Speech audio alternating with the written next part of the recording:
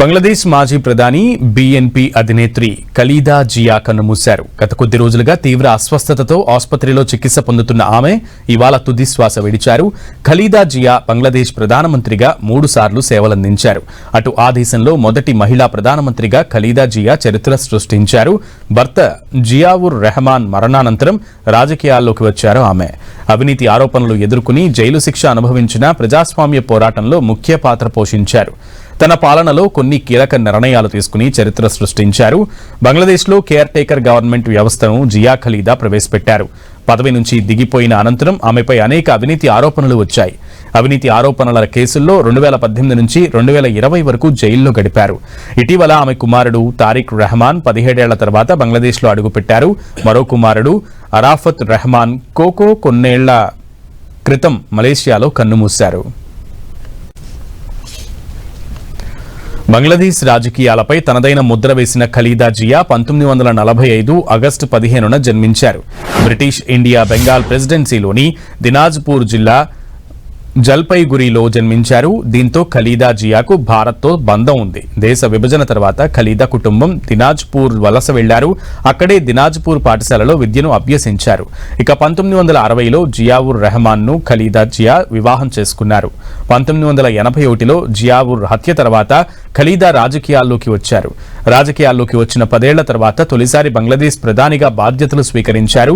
ఖలీదా జియా 1991 నుంచి 3 సార్లు బంగ్లాదేశ్ ప్రధానమంత్రిగా పనిచేశారు. తన పాలనతో బంగ్లాదేశ్లో బలమైన రాజకీయ ముద్ర వేశారు.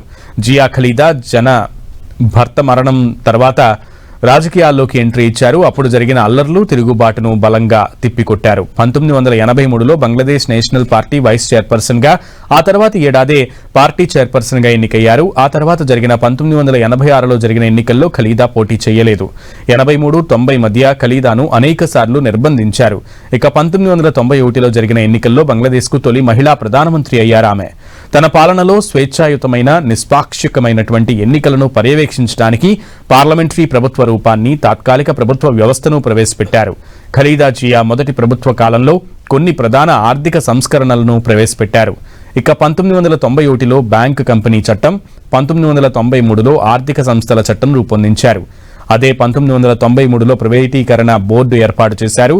బంగ్లాదేశ్లో విద్యను అందుబాటులోకి తీసుకురావడంలో కీలక పాత్ర పోషించారు. 1996 ఫిబ్రవరి తర్వాత కొన్ని వారాల పాటు ఖలీదా 2వసారి ప్రధానమంత్రిగా కొనసాగారు. అవామీ లీగ్ కు వ్యతిరేకంగా అనేక ఉద్యమాలు చేశారు. ఉగ్రవాదాన్ని నిర్మూలిస్తామని హామీ ఇవ్వడం ద్వారా 2001లో తిరిగి ప్రధానిగా జియా ఖలీదా ఎన్నికయ్యారు. ఇక 2006లో పదవి నుంచి వైదొలగడానికి కొన్ని నెలల ముందు ఖలీదా జియా భారత్లో పర్యటించారు.